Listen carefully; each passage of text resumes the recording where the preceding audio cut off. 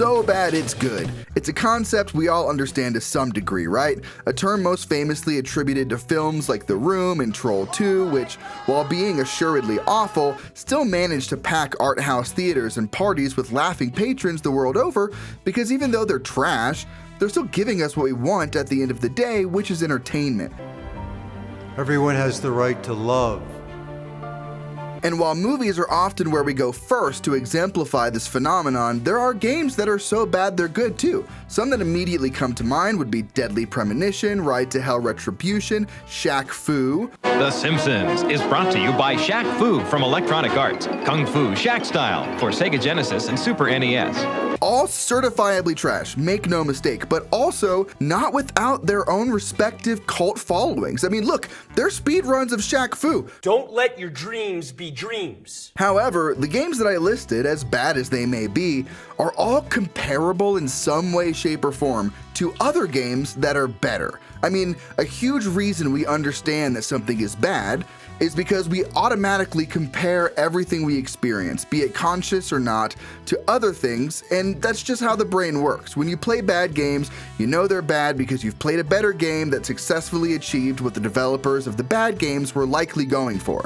Today, I'd like to talk about a game that is not comparable to anything else. A game so unique in its heinous misunderstanding of what it means to be good, I don't even know if it's bad. And that game is called Michigan Report from Hell. There is no existing reference point you can pull from and say, yeah, I see what they were going for, because you don't know what they were going for, because there's nothing like it. Attempting to critique Michigan Report from Hell would be like having to review a sci-fi romance novel that documents the linguistic evolution of cognizant blowpens written in shit on a padded cell wall. And sure, you could point out some spelling mistakes or mention how hard it is to read because entire sections were licked off, but you'd likely have a really hard time actually devoting attention to anything resembling literary criticism, likely because of the smell, but I live for this kind of stuff. Not blowpen linguistics, but I'm sure there's a rabbit hole somewhere. My brain is an empty hole that craves to be filled with as much sleazy garbage as humanly possible 24/7. I require trash to survive. I need bands with logos that look like this, with snare drums that sound like this, more than you need fucking oxygen. And that's not to say I don't like things that are nuanced and tasteful. I absolutely do. I just needed to let the record show before we get into this that when I heard there was a gory horror game released on the PlayStation 2 where you control a cameraman who can score immorality points by refusing to help victims being eaten by monsters, and that the main character sounds like this. Damn it! I didn't even get a chance to say goodbye. Well, suffice it to say, I was quite taken by it. This is clearly a game that's made for me, right? It's a weird, somewhat disturbing, perverted, experimental horror game with all the same vibes and tone of a found footage video nasty, and it was released on the PlayStation 2? Drive me to the bank, take my debit card, and clean me the f*** out. Oh, wait, that's a fair bit more expensive than I expected. No, wait, take me back! Take me back! The game was produced and planned by Goichi Suda, or as most people know him, Suda51. One of video games' most unconventional visionaries, he's often referred to as the Tarantino of video games. My neighbor Brad told me that, and looking more into his career, I'd have to agree. While his games may not always have the same critical acclaim as Mr. Tino, he is absolutely a force of creative and uncompromised vision. The first game his development studio, Grasshopper Manufacturer, released was the visual novel adventure game The Silver Case, a game following two detectives from Japan's heinous crimes unit. The studio would go on to make such cult hits as Killer 7, No More Heroes, and everyone's favorite, Lollipop Chainsaw. Around the time Michigan would begin development, Grasshopper was doing some contract work for publishers to help stay afloat, namely Sega's Shining Soul for the Game Boy Advance. At some point in the early 2000s, Suda was contracted by Spike to work on something for them, which is when he came up with the idea of Michigan. During a panel at San Diego's Comic-Con in 2015,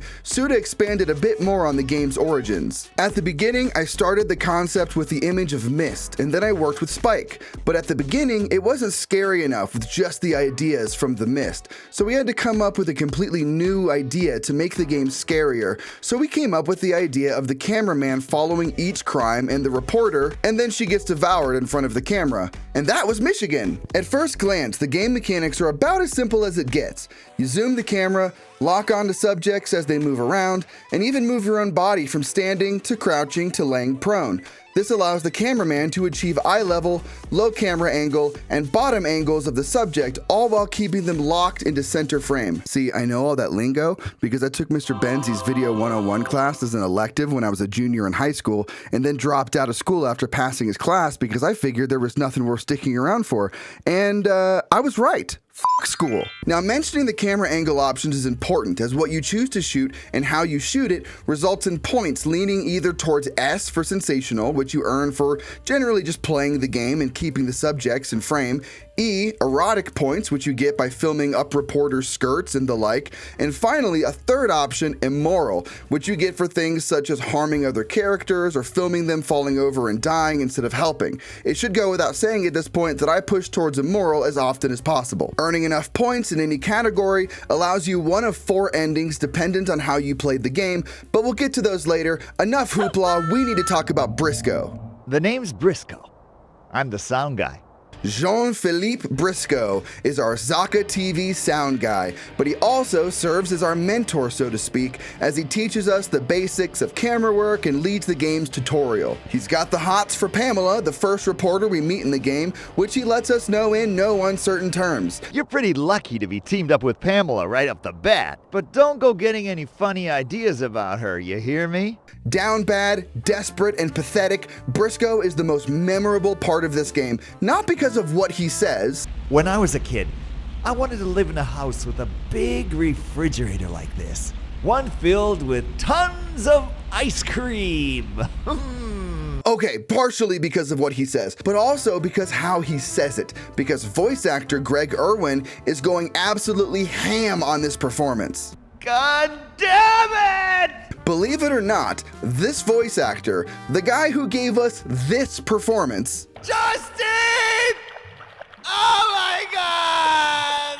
yeah, that guy, Greg Irwin. No, not that Greg Irwin. What the fuck? This Greg Irwin is not only an accomplished voice actor known for roles such as the announcer in Street Fighter Alpha 3, various roles in the King of Fighters 12, but he's also received awards in Japan such as Children's Music Culture Award and Children's Division's Grand Prix. He's also translated and written English lyrics for over 100 Japanese doyo songs, and on top of all of that, he currently serves as a highly skilled bilingual master of ceremonies for events and wedding receptions in Japan. Side note, I now want to get married for the sole purpose of having this guy officiate the wedding. Just shut up and listen. And listen good, Chief. Pack your bags, we're moving to Japan! Oh, that's not impressive enough? Okay, fine. What if I told you he's referred to by Japanese media as the messenger of Japanese folk songs? Because that's what they call him! I know, this horny, stupid buffoon was voiced by a highly distinguished, sweet, and unassuming artiste. Yikes! What the hell? How did this happen? I once heard a story he told on the Alpha Lives podcast that he had once done a role where he had food poisoning and as a result experienced vomiting and diarrhea while doing voice lines, and while there's no way to know if that was this game in particular, Oh my God! I mean, it wouldn't be a stretch. Not long after the game's introduction, we're faced with our first real moral decision.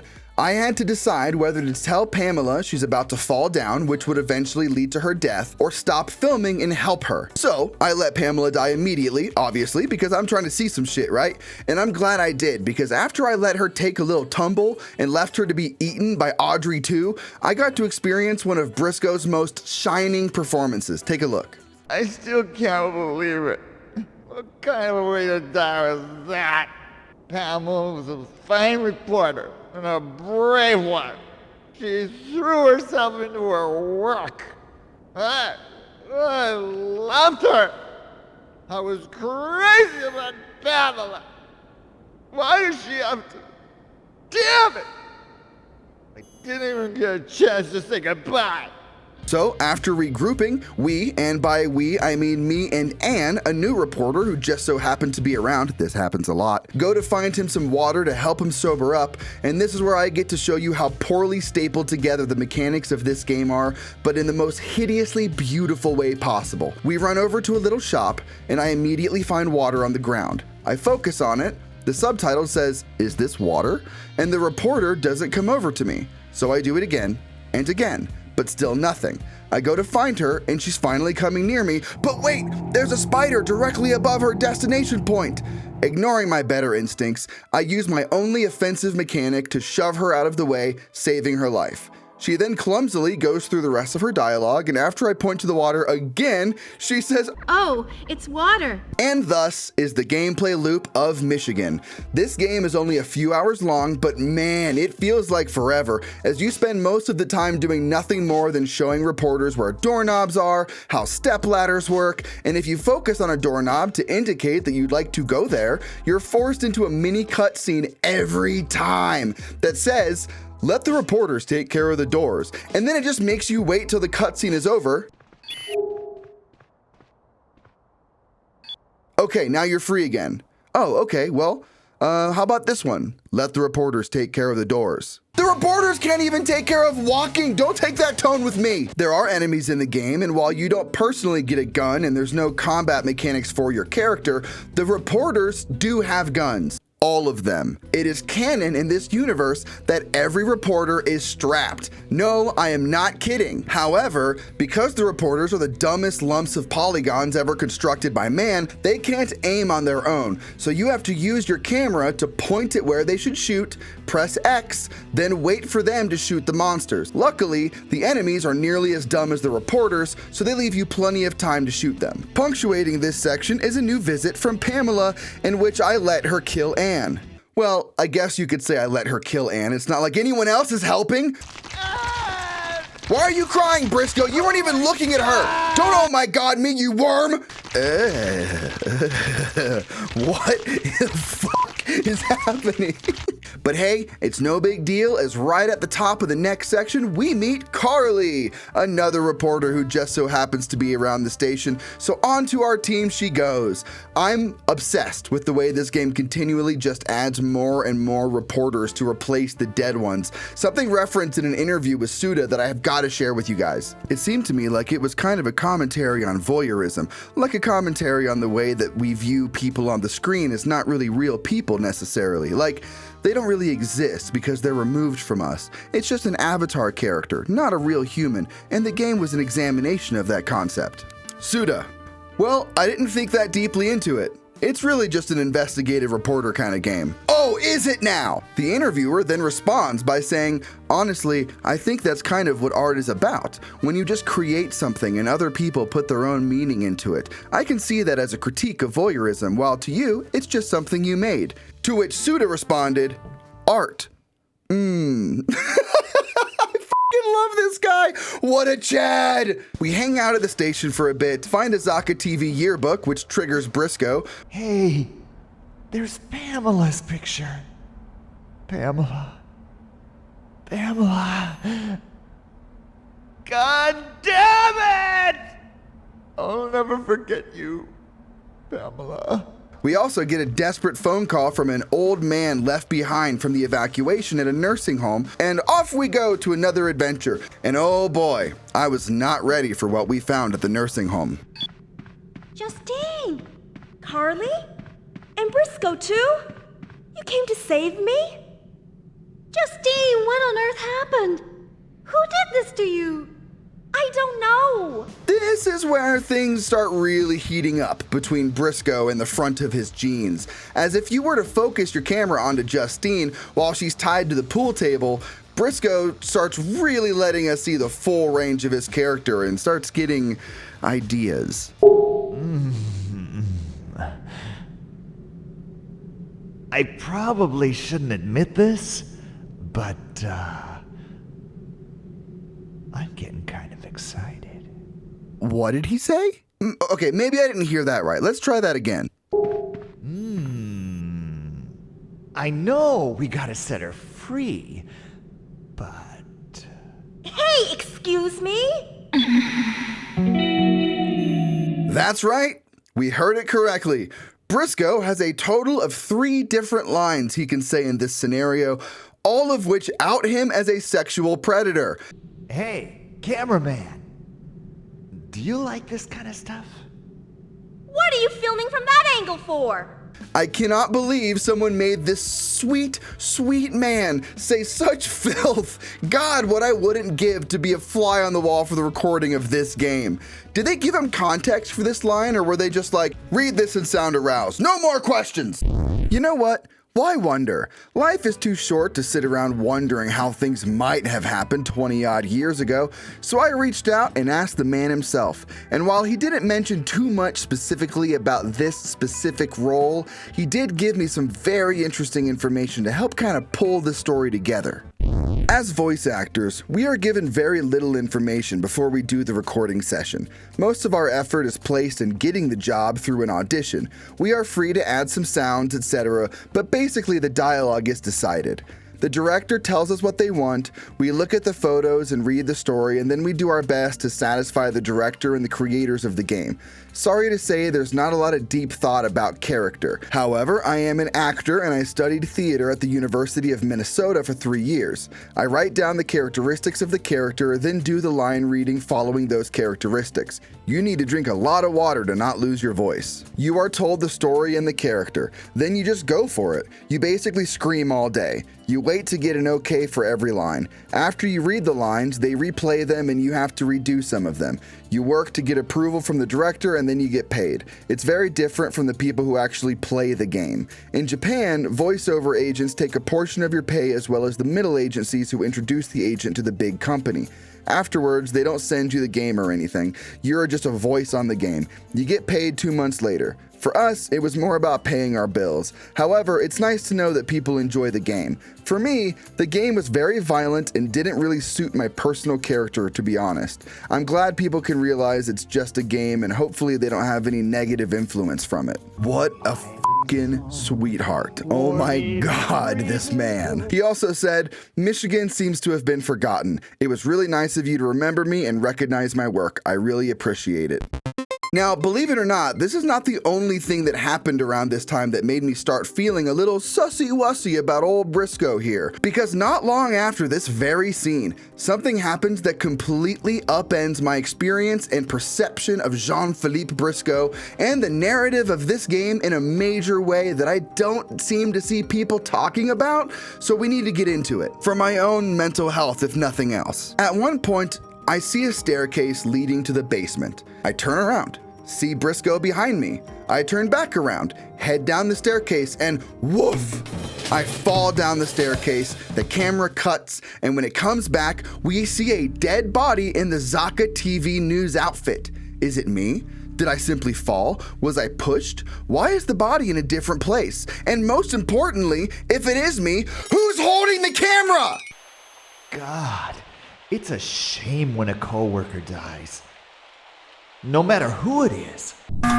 Oh, okay, so you're gonna mope your crying ass all over town whining and bitching about Pamela, but when I die, and it clearly is me, when I die, you just shrug it off? F you, Brisco, that's it. You're a murderer, a sexual predator, and a danger to yourself and others. That's right. Originally, I was just letting the reporters die because I thought it was funny, but now, oh yeah, now it's different. From now on, I'm letting every single woman in this game die just to spite you and to keep them from falling victim to toxic men like you. Get up, pussy. Do something about it. Kill this other new cameraman who appeared and is also me. What the f*** is going on? We spend some time in the nursing home looking for Mr. Henning, who called for help, see some art on the walls. Art is expression. Expression, I say. Very insightful, Brisco, you inhuman piece of f***ing shit. But eventually, Brisco decides to take his abuse out on someone else. This time on the chief of Zaka TV. We're gonna get it all on tape too. Not like it matters much because Brisco won't stand still, so it's just gonna sound like Government issued an evacuation advisory. Unfortunately, we never make it to the chief in this run, as I kept letting reporters die, which locks you out of a fair bit of the game's content. Yeah, it would appear doing a negligent homicide run really speeds things up, which reminds me, you can tell how far along you are in the game as far as progress goes by the little battery indicator on the bottom left-hand side of your screen, which is an indicator of how far along you are in the game, which is unironically one of the coolest, most unique ways to illustrate game progress I've ever seen. We run into another monster, Carly dies, aww, and we head off to the Zaka TV headquarters. Brisco totals the van because he's a fucking imbecile and strands us near a campground on the outskirts of town. We head into the campground and we meet Nina, a woman sleeping on the front porch. At first, we were startled, but we came to our senses once we realized she is also a reporter! How? We make plans to head off to the headquarters together in Nina's car, but decide to take a quick rest to wait out the rain. Brisco also suggests Nina take a shower for some reason. You must be tired too, Nina. Why don't you take a shower or something? Yes, all right. I guess I will. After a quick nap, we wake up, meet back with Brisco and Nina. Oh, and after Brisco acts even sussier than usual, we find another dead cameraman. Who could have done this? It's probably somewhere close by. I am going to lose my fucking mind! Okay, this is getting a bit long in the tooth, so I want to get to my favorite part of the game, so let's just speed run through some of the next sections. Nina gets yoinked by a giant monster. Oh my god! Justine gets killed by lobsters. Justine! Oh my god! We meet Paula, who leads us around the most unnecessarily long section of the game that is long for no other reason than its unbelievable square footage with nothing in it, so you just run for miles for no reason. I sacrifice Paula to the Jumbo Frank Booger God. Paula! Oh my god! I feel nothing! We meet Mark Bockwinkel, our first male reporter, and ironically enough, the only reporter we're not able to recklessly cause the death of, which is unfortunate because the name Bockwinkel upsets me. But it's okay. We find another reporter and Pamela makes a quick cameo. We work together to devise a plan to use a nearby lighthouse to reach the army for rescue. I teach the team what a map is. Hey, look at that map. And then it happens. After hours of playing through an already unhinged fever dream of a deranged video game, I realize I hadn't seen anything yet. You think Brisco was extra? Pamela. You're such a naughty girl. Allow me to introduce you to the true swan song of this game's legendary voice acting. Folks, Mr. George Gagney, aka Patient Zero. No! Wait a minute! Don't go! Wait! Come on! I'll race you! Yoo-hoo!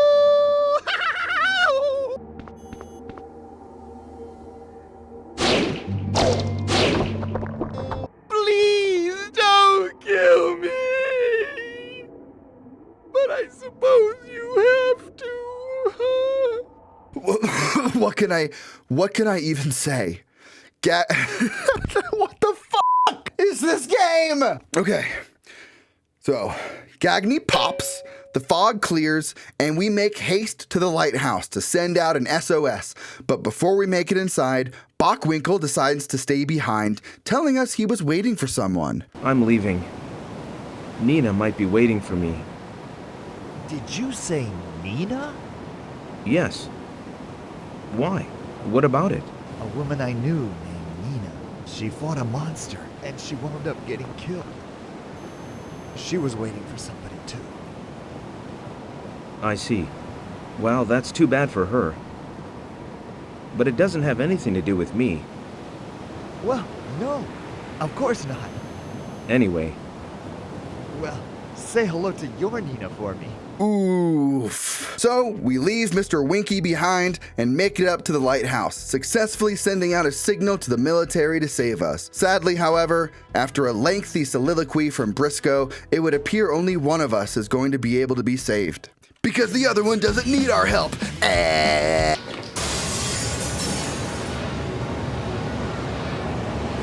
And that's it. That's the end. Brisco transforms and escapes out the window. Well, it's not the entire end, as we do get a post-credit sequence, which is determined by how we played the game. While I got the soft, immoral ending, I find the erotic ending particularly hilarious. This is Teddy Snooker, Zaka TV cameraman. Covering the news through all of this has been a real bitch, but now I can finally take it easy for a while. Hey, what do you think about those sexy close-ups I shot? Bet that'll give the ratings a real shot in the arm. By the way...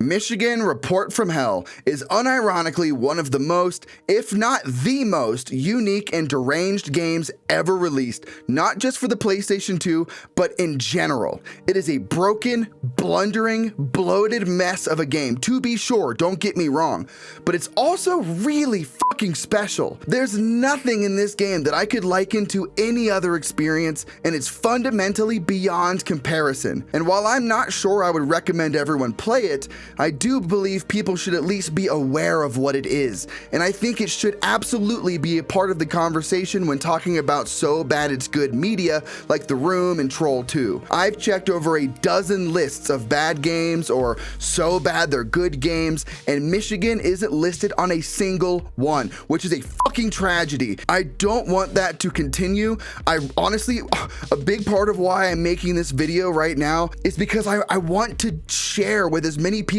as possible that I believe Michigan Report from Hell deserves its rightful place in pop culture as one of the ultimate examples of so bad it's good. I don't want this game to be forgotten. I don't want this game to go away only to be known of by like the most in the weeds fans of the genre. Like for me specifically, the only reason I even know this game exists is because I'm playing through every single game with this genre for the PlayStation 2. I would have no reason to know about it otherwise. Tell your friends. You don't even have to tell them about this video.